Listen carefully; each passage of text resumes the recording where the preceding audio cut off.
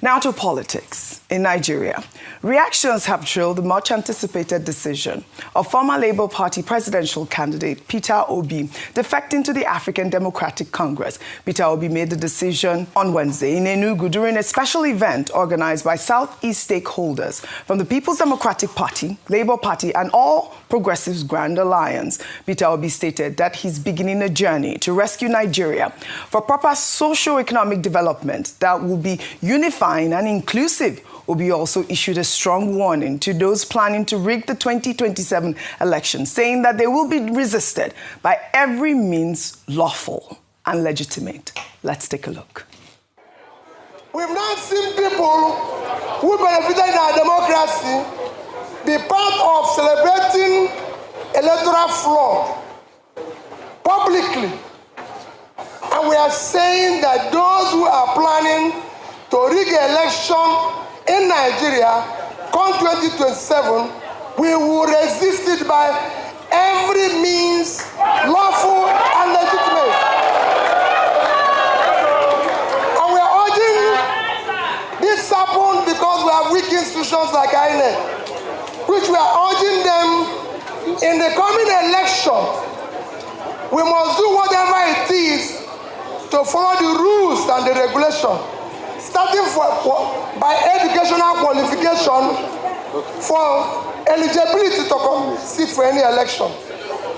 We can no longer be where they are asking whether this person went to school or not. We have 1 year now to determine who went to school and who didn't go to school. We have 1 year now for people to tell us the school they attended. And when they left those school, we don't want it to be something we go to court after election. They say it's pre-election matter. We have pre-election situation now to verify everybody who wants to contest the election for Nigeria. And we must follow that. All right, Peter Obi's defection has gotten a lot of reaction. I'll take this one from former Vice President Atiku Abubakar, who welcomed Peter Obi's decision to join the ADC, describing the step as critical to challenge power and an opportunity to deliver good governance to Nigerians. Atiku expressed this in a post on X, stating in part that today marks a significant moment in the history of political coalition in our country with the official declaration of my brother and associate Peter Obi into the African Democratic Congress. It is my pleasure to welcome him officially as we look forward to a robust working relationship that will foster a virile opposition, one that will ultimately form a government capable of bringing prosperity and peace to our people. Well, Governor of Abia State, Alex Oti, has also reacted to Peter Obi's defection, saying that he will not be leaving the Labour Party. He reiterated that he joined the party before Peter Obi did. Speaking on Tuesday during his monthly media chat in Umuahia, Oti said he gave Peter Obi his blessing to leave. He also revealed that the Deputy Speaker of the House of Representatives, Benjamin Kalu, had been prompting him to join the APC, but he resisted. While Governor Oti's decision to remain in the Labour Party has also been met with mixed reactions, as it signals a potential split in the party's leadership ahead of the 2027 elections. Dr. Abati, I'd love your reaction to Peter Obi's defection and, of course, the comments from Atiku Abubakar and Alex Oti.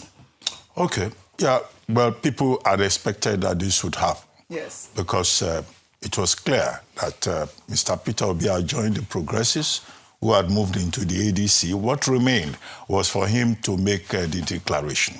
And now on 31st December, that has been done in the presence of chieftains of the ADC and other political figures who may likely still join him in the ADC.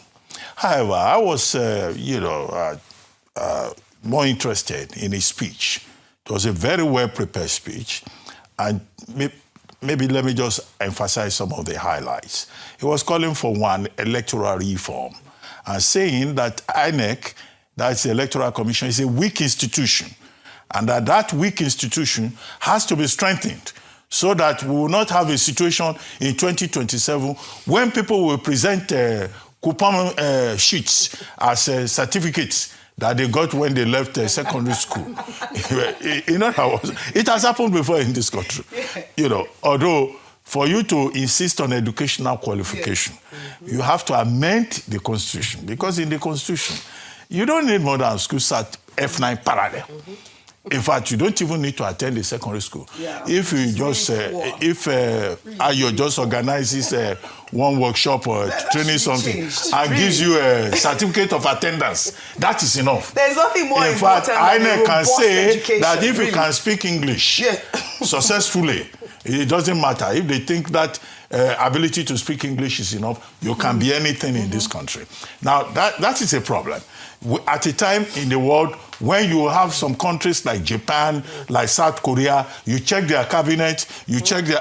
These are people from topmost universities in the world. Then you go and carry people who don't even have a secondary school certificate to come and rule a country of so many people. Now, he also talked about what he has done in terms of preparation. Yes. You know, he came across as a man who is prepared in terms of trainings that he has attended and persons that he has consulted, whether it's Professor Robinson, Nobel laureate at Chicago State University, or Professor Peter Lewis, who is the author of a book titled Growing Apart, which he said he read. Another professor, which he said, you know, Professor Utomi introduced him to. That's Professor Nicole Cox. Yes, I think that's the name. Professor Nicole Cox, saying that, look, unity is important. So he was preaching about being prepared, being qualified, being competent, being just. He listed, you know, qualities that Nigerians should expect in a leader, not people who are just, you know, in a position just because they have the opportunity to get there. And efforts that he made to meet with cabinet members in Indonesia, including the vice president and the president, and they discuss ideas about what a country can do for itself and how they did it in Indonesia. He said he met with President Paul Kagame, which has GDP growth that Nigeria cannot even talk about. So he said all of that, but at the end of the day, he talked about unity. So those are the highlights. There is more, but let me just stop, since I'm not giving the speech, reopening the speech on his behalf. But the issue about the platform that he has chosen, the ADC. Now, you have former Vice President Atiku Abubakar, who says it's welcome, they can work together. Work together in what shape?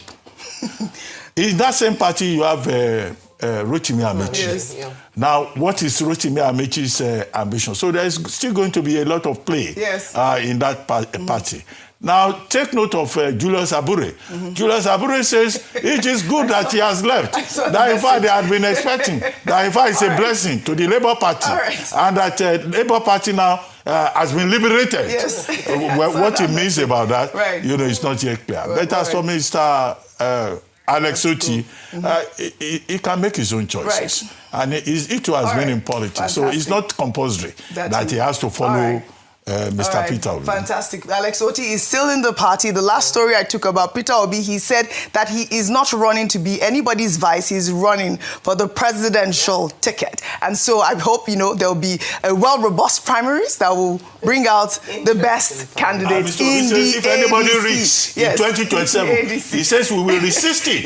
By all means, lawful and constitutional. All right. Well, let the race begin.